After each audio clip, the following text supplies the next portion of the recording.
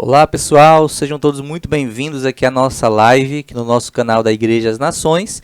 E esse mês nós temos aí uma série de vídeos para tratar sobre um assunto muito importante, né? Nós estamos aí no mês do Setembro Amarelo de prevenção ao suicídio. E essa série de vídeos nós vamos falar sobre depressão e como vencer ou vencendo a depressão. Então você que está aí já com a gente, já pega o seu celular, já compartilha essa live aí com o pessoal, já deixa as suas perguntas, dá um tempinho aí para você tá dizendo para a gente como é que tá o áudio, se o áudio tá ok, se o áudio tá legal, se a imagem tá legal. E é o tempo também que você vai compartilhando com o máximo de pessoas possíveis essa live, porque ela é muito importante. É um tema extremamente importante para ser abordado nos dias de hoje.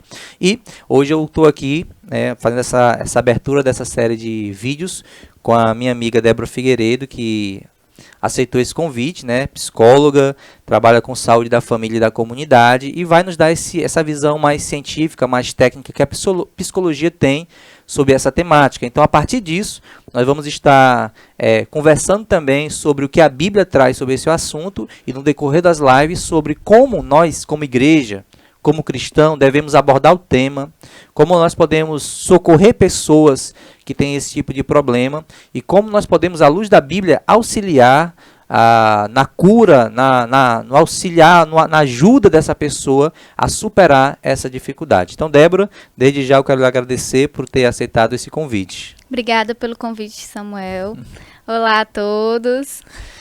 Débora, eu queria que você falasse para a gente um pouco, primeiro, sobre a importância do Setembro Amarelo em si, né? Tem várias importâncias, mas assim, qual seria uma importância de nós estarmos reservando um mês inteiro para falar sobre essa temática? O Setembro Amarelo surge como uma campanha para se falar exclusivamente, né? Pensar sobre o suicídio. E a campanha fez um sucesso enorme, tanto que a gente fala sobre isso hoje em vários ambientes, né? E acho que até o fato da gente estar aqui falando, né, hoje sobre o suicídio. A campanha foi um sucesso tão grande que a gente hoje, no ano de 2020, fala sobre se estender, né? Não se falar só no mês de setembro. É algo que precisa ser falado o ano inteiro, porque a gente vê o quanto que há de estigma, né, de tabu ainda se falar sobre doença mental, saúde mental, né, suicídio, depressão. Então, a gente precisa falar sobre tudo isso, sim. Pronto. Eu queria que tu passasse para a gente um pouco sobre os números, né, os números que a saúde traz sobre o suicídio em si, né? Em 2017, 2018, por aí, a gente, quando pesquisa lá na internet, a gente encontra os dados da OMS, né, a Organização Mundial da Saúde. E aí lá eles colocam que são cerca de 800 mil suicídios por ano, né? A cada 40 segundos uma pessoa se suicida. E isso é bem assustador. Bem assustador, sim, né? E aí eles colocam os dados de acordo com os suicídios, né? E aí as tentativas, né? Que a gente não sabe. Talvez seja o dobro, né? Ou quem sabe, né? Ou mais do que o dobro. Então é um negócio, é algo também muito alarmante, né? Sim. Tanto o número que é confirmado de suicídio, como o número oculto de tentativas de suicídio, né, que não surgiram, e aqueles que também cometeram suicídio, mas não podem ter sido colocados como suicídio, né? Então é uma outra problemática. Ok, Débora, eu queria que tu falasse pra gente, assim, na maioria das vezes, por exemplo, tem quadros de depressão que acontecem dentro do colégio, em casa, e às vezes a pessoa que está ali lidando com aquela situação não consegue perceber esse quadro se avançando, né? Ninguém comete suicídio de um dia para o outro. É um quadro que vai se construindo, um processo que vai se formando. Então eu queria que tu falasse um pouco também sobre como uma pessoa leiga, né? Como uma pessoa leiga poderia conseguir identificar no outro se ela está caminhando para um quadro depressivo. Sim. Tá sempre observando as mudanças, né? A mudança de comportamento, mudanças de hábitos, deixar de fazer atividades que antes gostava muito de fazer, descuidar da aparência, sonolência ou ausência desse sono, né? Insônia, enfim. Apetite também tem a ver, né? Às vezes a pessoa deixa de comer ou come exageradamente. né? O próprio choro recorrente, né? Muito, muito chorando muito. Mas vamos lá, não é chorando aquela tristeza comum. Chorar não significa que eu estou depressivo, Não, né? Que a gente escuta muito isso. Olha, tá triste, tá com depressão. Não é assim. A gente tem o direito de ficar triste. A depressão é algo bem mais profundo, Eu né? não sei se é isso, mas tem um momento do luto, né? O momento de viver o luto. Agora, quando esse luto ele é estendido, eu acho que além do normal, não sei se tem um luto normal, o tempo normal de luto, né? Mas dentro de um ciclo, né, o luto faz parte desse ciclo da vida. Perdi uma pessoa, eu acho que nesse momento que nós vivemos de pandemia, muitas pessoas perderam e não Sim. conseguiram viver plenamente aquele luto Sim. da despedida, né, do último olhar, Sim. né, tiveram que fazer de longe ou nem fizeram. Talvez tenha pessoas que não tenham vivendo esse luto. Talvez que se esse luto se estender, né, além da normalidade, talvez possa já ser inclinado, então, quem sabe para esse quadro mais depressivo, né, uma inclinação. Pode vir a desenvolver, né? Algum tipo de transtorno. Mas não significa que o luto, Não. né, porque faz Não. parte da natureza humana ter o luto, né? Ter um momento de tristeza. Não É pode viver uma saudável. vida triste, né? O luto é saudável. E né? aí seria uma outra temática que a gente pode estar conversando depois. E até que interessante é bem essa bacana. palavra que a Débora falou, o luto é saudável. Sim. Que às vezes a pessoa, no momento de perda, se faz de forte, né? Sim. Aguenta ali na frente de todo Sim. mundo, mas isso pode ser negativo posteriormente, né? Sim. Posteriormente. Sim. Débora, nós estamos vivendo aí num período, né? Nós estamos saindo ainda em transição num período de pandemia, de quarentena, né? E nós vivemos um período muito grande de isolamento social, muito tempo preso dentro de casas. Eu vi uma vez uma reportagem falando sobre como os psicólogos estavam se preparando para o pós-pandemia. Tipo assim, a preocupação desse período longo de quarentena, de isolamento, poderia influenciar nas pessoas que já estavam com quadro depressivo ou nas pessoas que não tinham, mas que poderiam desenvolver esse quadro depressivo a partir do isolamento. Né? Então, o isolamento também é um gatilho, digamos assim, ou uma indicação da depressão? Sim, vamos lá. O isolamento tem tudo a ver também, né? Nós somos seres sociais, aquela frase bem conhecida, né? Seres sociais. Então, se a gente não está em contato, provavelmente a gente vai, né, desenvolvendo ou atraindo alguns pensamentos não muito legais ali. Então, o isolamento tem tudo a ver mesmo com a depressão. O que acontece é que no período de pandemia, as pessoas estão se isolando compulsoriamente, né? Sem querer ali, com medo do vírus. Então, gera uma ansiedade muito grande. O que a gente está percebendo, né, da gente que trabalha diretamente com saúde mental, a gente está percebendo um número, né, assim, gigante de casos mesmo chegando de pessoas com transtorno de ansiedade, né? E aí a gente transtorno de ansiedade, depressão também, né? Ligada ao luto. E aí você falou do luto relacionado à perda, né? De algum ente querido. Não só isso, né? Perda de emprego, que a gente sabe que aconteceu muito também, né? Então, esse distanciamento das pessoas que ama, né? Então, isso tudo gerou falando em isolamento, né?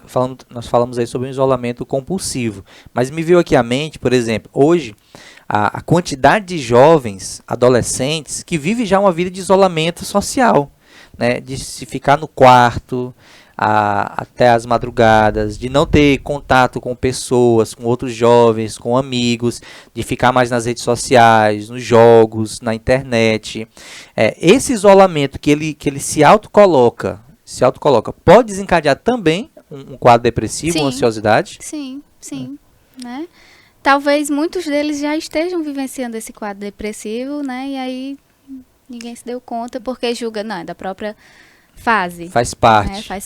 Faz parte. Acaba não percebendo, né? Sim. Que isso seria tipo assim, mais uma peça do quebra-cabeça que gera a depressão.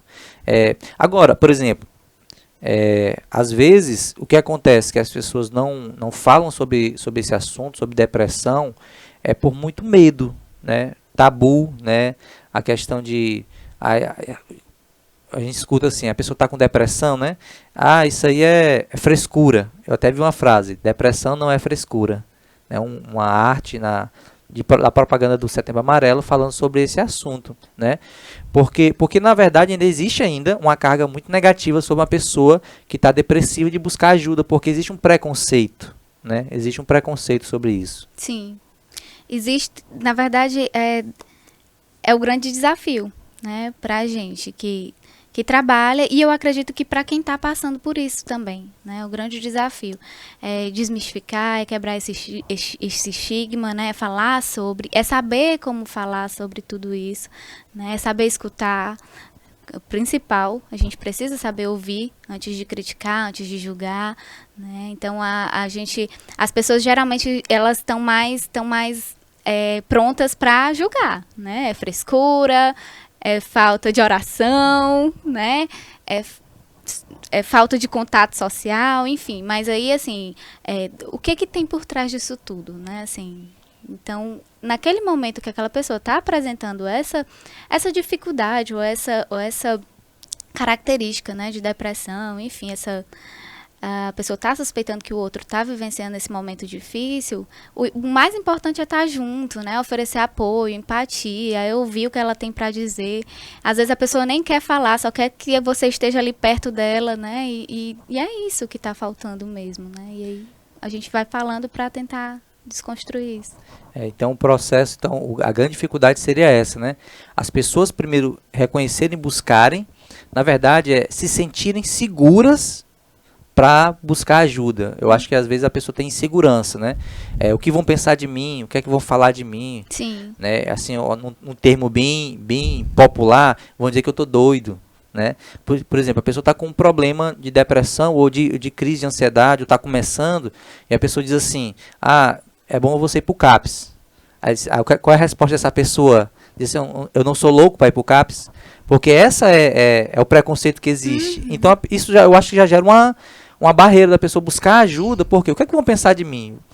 Né? O que é que vão falar de mim? Se eu procurar um psicólogo, um psiquiatra, vão falar mal de mim. Sim. Então, acho que é uma barreira também muito grande, né? Sim, é uma barreira muito grande, né? E aí as pessoas, às vezes é por falta de informação. E é isso que a gente está tentando fazer aqui, né? Desconstruir, desmistificar, enfim, e gerar informação. Quando se fala em loucura, né, já é um outro nível, né? Quando a pessoa entra em um surto psicótico, o psicólogo já não pode ajudar naquele momento, né? Ele já não pode ajudar, né? Pouca é a ajuda que se tem a oferecer naquele momento, né? Então já é um outro nível. Né? Então não é assim, não é louco se procurar o psicólogo, o psiquiatra, buscar ajuda de alguém que confia para falar ali, né, o que está sentindo. Na verdade, a pessoa tem que ter a consciência que ela precisa buscar ajuda. Independente do que vão pensar, independente do que vão falar, a pessoa tem que ter a consciência de que é a vida dela que está em jogo. É o futuro dela que está em jogo. Então, ela precisa buscar uma ajuda de alguém, de um amigo mais chegado, de uma pessoa mais madura, se é um ambiente de igreja, um líder mais maduro, né, que possa dar para ela uma palavra, ouvir, como você falou, né, simplesmente ouvir, simplesmente estar junto, né, e que puder ter uma palavra mais madura, uma palavra mais sábia para dar de orientação àquela pessoa, né, uma palavra sábia, né, que não seja uma palavra não sábia, que pode gerar, na verdade, o contrário de ajuda para aquele jovem. Falando sobre isso também, sobre isolamento, sobre jovens, por exemplo, eu costumo dizer que na minha época de jovem, eu não sou muito velho, né, mas na minha época de adolescência, pouco ou quase nada se ouvia falar sobre suicídio, depressão, era uma coisa assim, uma palavra que parece que não existia. Ansiedade, parece que não existia. Essas palavras parece que há 20, 25 anos atrás não existiam, né? E você falou, por exemplo, que o isolamento influencia isso. Os jovens hoje já vivem isolados. E nós vemos um número cada vez maior de crianças, adolescentes e jovens com esses quadros de ansiedade, quadros depressivos. Talvez, eu não sei, mas talvez seja esse fator antissocial de viver hoje. Hoje os jovens são mais antissociais, né? Se comunicam menos, se relacionam menos. Não sei se isso tem algum tipo de influência, né? Para ver esse quadro tão grandioso, ou um número tão grande de jovens, crianças e adolescentes com esse tipo de problemas. Isso. É uma outra discussão bem atual, viu, Samuel? Assim, isso que tu traz. Tem rolado uma discussão em torno da desindividualização do suicídio, né? Tirar o foco da palavra suicídio só na pessoa que está com depressão, na pessoa que está com intenção de se suicidar. Então, é importante hoje a sociedade, né? Os grupos falarem, as pessoas falarem, a gente está falando sobre a organização social. Né? Então, gira em torno do que a gente está presenciando hoje na nossa sociedade. Né? Então, seria uma visão mais ampla, né? Ampliar o problema, né? A visão do problema. Não é só mais a pessoa ali, né, que apresenta aquilo no cantinho dela. Então, tem uma série de fatores. Né? Então, os números vêm crescendo e isso revela, né, a necessidade de se discutir como é que como a sociedade tem se organizado atualmente, né? Então, é importante a gente estar observando o entorno, né? Esse jovem que está ali no quartinho dele isolado, com certeza ele cresceu numa família que o isolou. Né? Mas eu faço tudo para o meu jovem sair e tudo. Será que você fez tudo desde o começo? Né? Será que desde novinho você não colocou ele na frente de um celular? Né? Então, esse jovem, ele foi ensinado a isso, né? A se isolar. Então, tem a família, né? Tem os grupos que ele está inserido, tem tem o grupo escolar, né? Será que ele não foi excluído também naquela escola de alguma forma? Tem o grupo... tem vários outros grupos, né? Escola, igreja, enfim. Tem a comunidade em geral, né? E será que esse jovem não está precisando de uma rede de apoio mais fortalecida ali, né? Para tirar ele um pouquinho desse universo que foi o único que ele conheceu? É interessante você falar sobre isso aí, que realmente é um tema a ser discutido, né? Sim. Esse impacto desse momento que nós vivemos de sociedade, uma sociedade com muito acesso, com muita informação, com muita internet, mas antissocial, né? Antissocial. E até falando sobre a importância de pertencimento. Quando eu tenho falado com líderes de jovens nas igrejas, né? Dando treinamento sobre liderança, e uma das perguntas é como trazer os jovens, né, para a igreja. Uma coisa que eu tenho respondido, dentre as respostas, é criar um senso de pertencimento. Um senso de, puxa vida, eu pertenço a esse grupo. Né? Que grupo é esse? É um grupo que se comunica, um grupo que se diverte, é um grupo que sai. Então, automaticamente, se eu pertenço àquele grupo, se eu era antissocial, eu passo a ser social agora. Né? É o que o próprio Cristo fez. Né? Ele tinha vários, mas tinha os 12 discípulos. E eles tinham um senso de pertencimento daquele grupo. Nós somos os apóstolos de Jesus. Né? Você vê ali um grupo você vai numa praça, tem uns skatistas. Aí você sabe quem está com skate na mão, quem está conversando, os caras que jogam basquete. Tem uns grupinhos. Você observa o que é aquilo. É uma comunidade e que eles têm o seu senso de pertencimento àquela comunidade. Eles estão juntos. Né? Então, acho que, como você falou, a igreja, por exemplo, a igreja como auxílio a isso, ela criar esse vínculo de ideia de pertencimento, agregar as pessoas, né? Pessoa que vem antissocial, que veio com esse problema. Então, a igreja, quando ela abraça essa pessoa e faz essa pessoa, puxa vida, eu me sinto bem neste lugar, eu sou aceito neste lugar, eu me sinto pertencendo a este lugar, aí isso, eu acredito que quebre essa dinâmica antissocial dele, né? Essa dinâmica de distanciamento dele. Eu não diria nem antissocial, né? Eu acho que as pessoas que quando elas se isolam mais, eu acho que não é que elas não queiram, né? Não queiram estar junto, né? Eu acho que de alguma forma coisas aconteceram ali para que elas se... Né? Seria uma proteção por algo negativo que aconteceu com ela. Sim, talvez, né? Acho que pelo menos... É o que eu percebo na maioria das falas que eu venho escutando na clínica. Falando sobre jovens aí nessa temática de redes sociais, é muito comum às vezes a pessoa dizer assim, puxa vida, a pessoa cometeu suicídio, mas poderia ter conversado, ter falado, não disse nada. E a gente conversando em off, a gente falando sobre a linguagem que às vezes o jovem comunica e a gente não consegue interpretar. Sim. Né? Às vezes é uma linguagem que ele deixa com a família ou ele deixa nas redes sociais, mas que a gente não consegue identificar essa linguagem que ele está passando. Sim. Claro que existem casos, né, de suicídio, de pessoas que se suicidam e que não avisam, né, não deixam rastro, claro, mas são bem mais raros, esses casos são bem mais raros. Na grande maioria das vezes, as pessoas que se suicidam deixam algum tipo de mensagem mesmo, né? Na rede social, na própria família, por exemplo, falas como, eu tô cansado, não aguento mais, né? Não sei por que eu vim para esse mundo, né? Não sei por que eu tô aqui, eu não pertenço a lugar algum, né? Então, as pessoas não me amam, não me querem por perto, eu não sou aceito.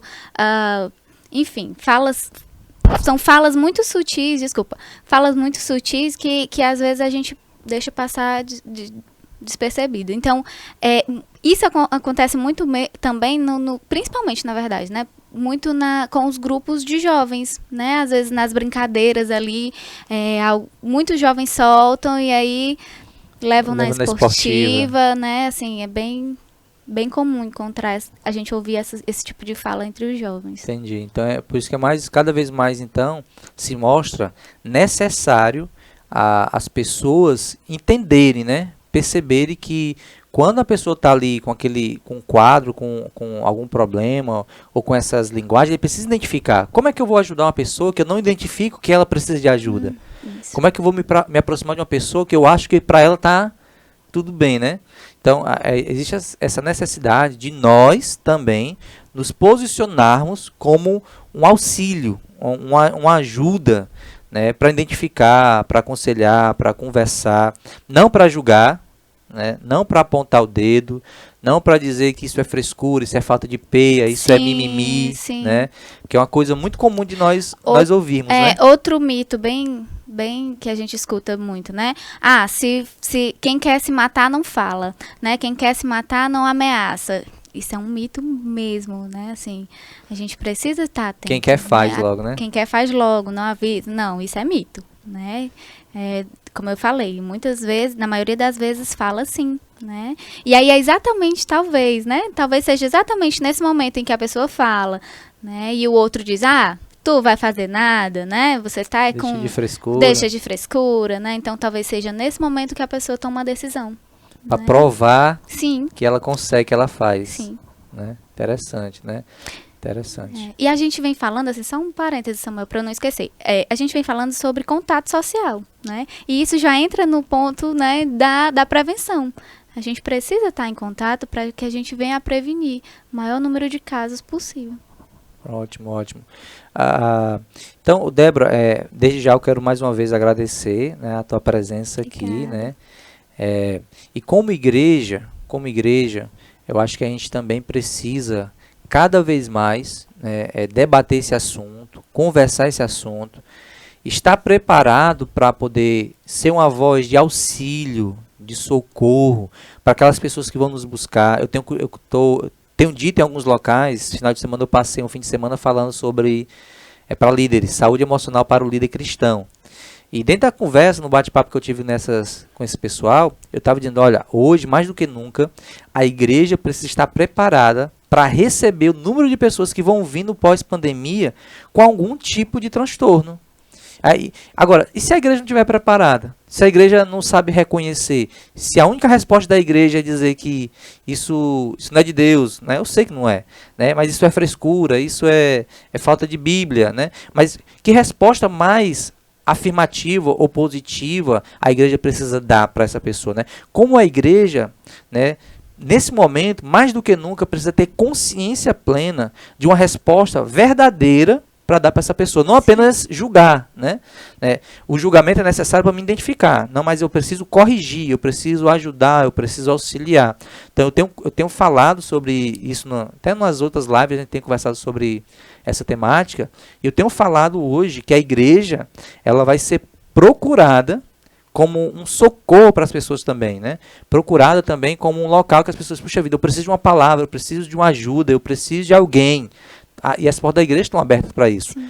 Mas a igreja precisa estar preparada, pronta para isso, né? Sim. Assim como eu falei no começo, que os psicólogos estavam prevendo, até você falou, né? Uma enxurrada de casos, né, no pós-pandemia, a igreja precisa estar preparada para isso também, né? Que a igreja ela é um instrumento de Deus sobre a face da terra para ajudar as pessoas, né? Nós queremos que a igreja ela ela tem esse papel social, esse papel de auxílio às pessoas. Só que, mais uma vez eu repito, ela precisa entender, ela precisa ter as ferramentas corretas, né? Não é, se eu vou construir uma casa, eu preciso ter as ferramentas corretas para construir aquela casa.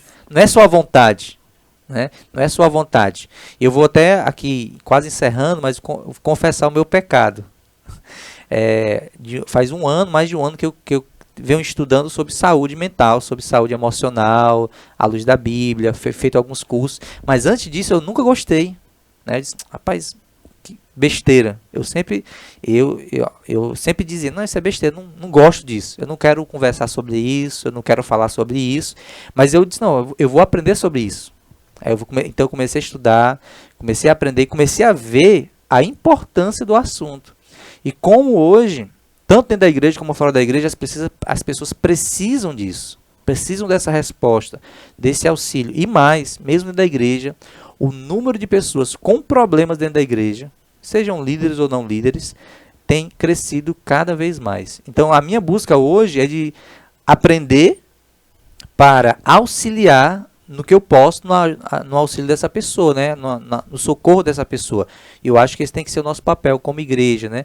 Saber que existe, se preparar da forma correta, com as ferramentas corretas que estão ao nosso alcance e auxiliar o máximo de pessoas possíveis. Sim, né? sim. A igreja tem um papel muito importante, né? A igreja faz parte dessa rede de apoio mesmo, dessa rede de apoio que a gente precisa fortalecer, né? Frente a uma pessoa que está passando por algum tipo de adversidade mais grave, né, entrando para uma depressão ou qualquer outro transtorno. A gente fala muito sobre depressão porque ela está muito associada ao suicídio, né? E aí uma coisa que eu sempre falo, se não souber o que fazer, fica calado, né? Fica calado, dá um abraço, oferece um copo com água, né? Aliás, oferece um abraço, porque a gente tá vivendo um período de pandemia, né? Então o pessoal ainda está meio com medo disso, mas pergunta se pode.